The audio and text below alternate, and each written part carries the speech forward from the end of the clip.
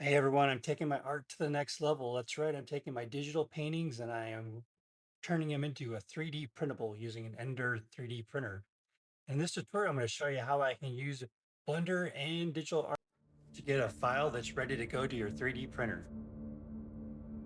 Okay, and what you're seeing here is my Blender screen. And on this screen, I've got one of my digital art paintings that I've imported as an empty reference. And then I lower the opacity so that I can see what I'm doing a little bit easier. And then what I do is you just basically take a cube, the cube that you normally see appear in Blender when you load it. And by going into edit mode, you then combine all the vertices. And once all the vertices are combined, you then trace around your object very carefully. And so the way the technique works is you use your mouse and click to place your point, and then you drag your mouse, and then you click and drag. So it's basically click and drag around your entire object. Each click creates a stopping point, if you will, or a marker.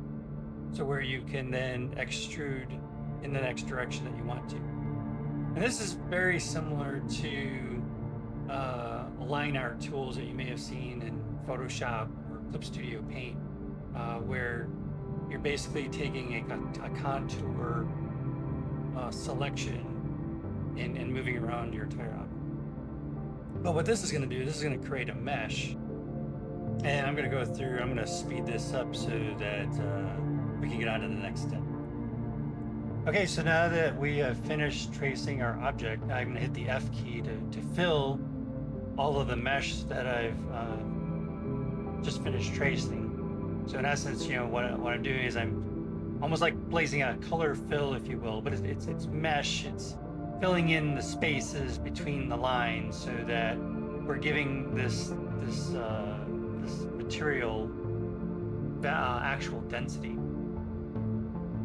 And once we've done that, then we're going to just use the extrusion tool, because while right now it's 2D, I want to make it 3D. So I'm going to extrude the back of this object and probably give it like probably 5 to 6 millimeters, so that I have something that you can actually hang on to when you print it. Otherwise, it just be a flat piece of paper. So the way I do that, again, I select everything, I make sure I'm in edit mode, and I'm gonna hit E to extrude. I'm just gonna pull it out just enough so that, just like I said, I've got some real density to work with my 3D printer. And now what you're seeing me do is I'm just basically kind of looking over the entire object just to make sure that it's the right height and length and width that I'm going to want to print. So when I go and sell these things at the next vendor event, people are going to be able to feel like they have something in their hand. Okay, so far so good. I mean, this is basically the outline of my scary tree, but I want to give it a little bit more character. And by doing that, all I have to do is I just grab the knife tool and I just cut into the mesh. So what you're seeing me do here is I'm creating, some scary eyes based on my original painting. And again, it's just vertices. So you pick a start point, you click, you drag, you click and you drag until you get the general shape of a set of scary eyes that you're happy with.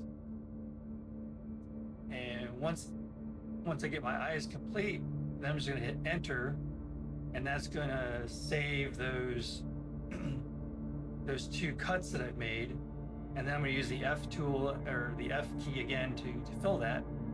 And then I'll probably add a little bit of an extrusion to it to make those eyes look a little more deep set.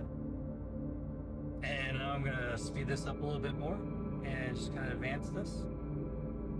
Again, there's so many opportunities that you have with Blender, and the best thing about it, it's free. It's free to download and it's free to use, and it's just an amazing tool. And And then I'm just going to add a mouth, just the same way I did with the eyes. Click and drag using the knife tool. Fill it, extrude it, and then you're all set. And once you're done, the last thing you have to do is go File and export it as an STL file. And make sure you're putting it in a location that your 3D printer can get to. I like to use little micro SD cards because it goes slides right into my 3D printer.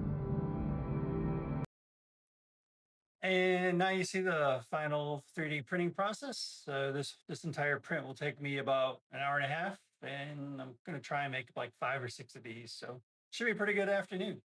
Hey, thanks for watching, and please like this video and recommend it to your friends.